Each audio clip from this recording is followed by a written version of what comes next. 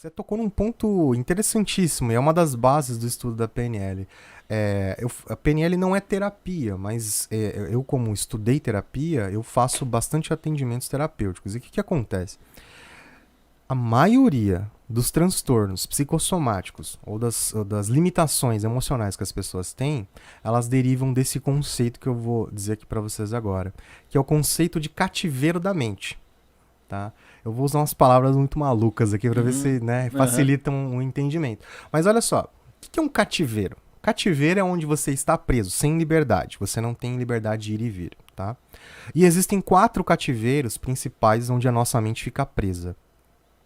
Então, você que está assistindo agora, por exemplo, ó, pensa aí, ó, já aconteceu com você de você falar, já estamos em outubro, vai acabar o Nossa, ano? isso. Acabou de virar, já vai acabar o ano. Acontece muito com a gente. E esse fenômeno, que não é um fenômeno, na verdade, acontece porque a nossa mente ela tem algumas características interessantes. E existem esses 4 cativeiros. O primeiro é o passado.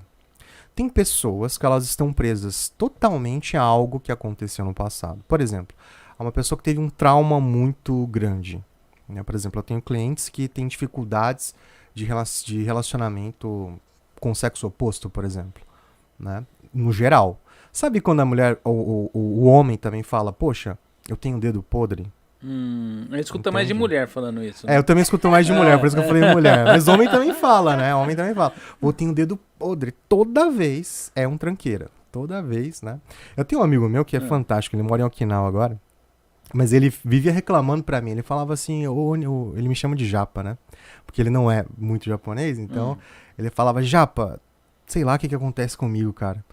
É, eu falei, por quê, cara? Eu falei assim, pô, eu tenho dedo podre, tchê. Ele é gaúcho, né? Eu tenho dedo podre, tchê. Ele falava. Eu falei, por quê? E ele disse pra mim, pô, as minhas namoradas, cara, uma virou sapatão e a outra é trombadinha. Eu não aguento mais. Claro que ela não é trombadinha, né? Mas ela é meio Ah, malucada, assim. aham. Mas enfim, ele dizia que ele tinha o dedo podre. Mas na verdade, o que acontece? Muitas pessoas, elas vivem o dia de hoje presas a algum acontecimento do passado. Se ela teve um relacionamento mal sucedido, pode ser com o pai, pode ser com mãe, pode ser com o irmão, pode ser com um familiar. E não precisa ser um trauma muito forte, hein? Não tô falando nem de abuso aqui, eu tô falando de uma coisa mais comum, né?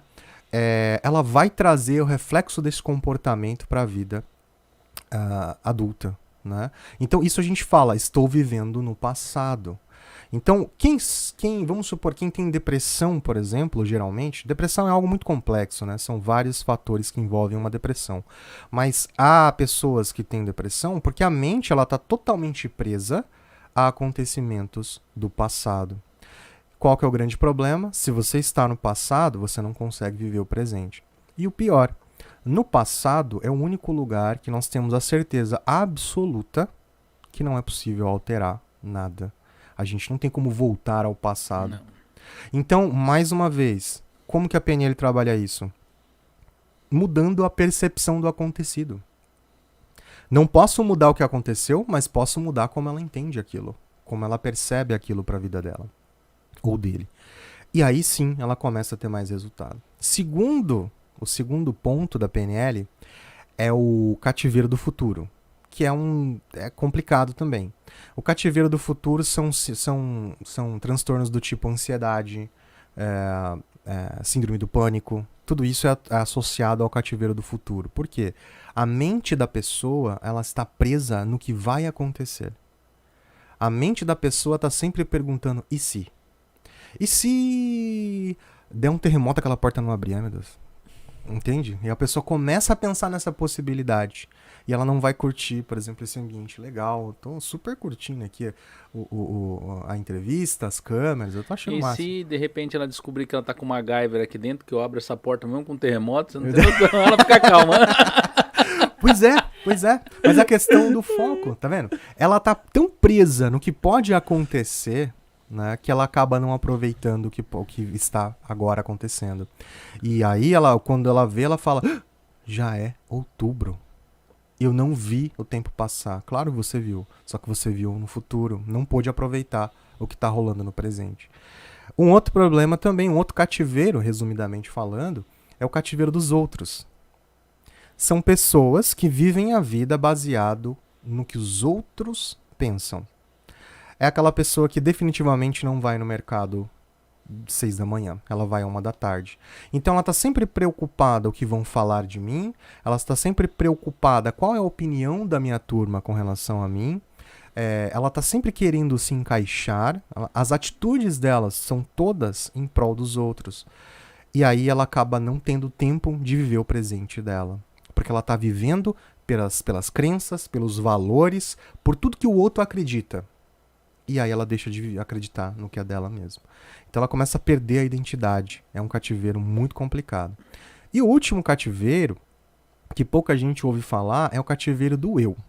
Tá? O cativeiro do eu é o seguinte. A pessoa ela cria uma imagem dela, né? Ela cria uma imagem dela tão perfeita, tão sem problemas, que tudo que ela fizer tem que satisfazer aquela imagem.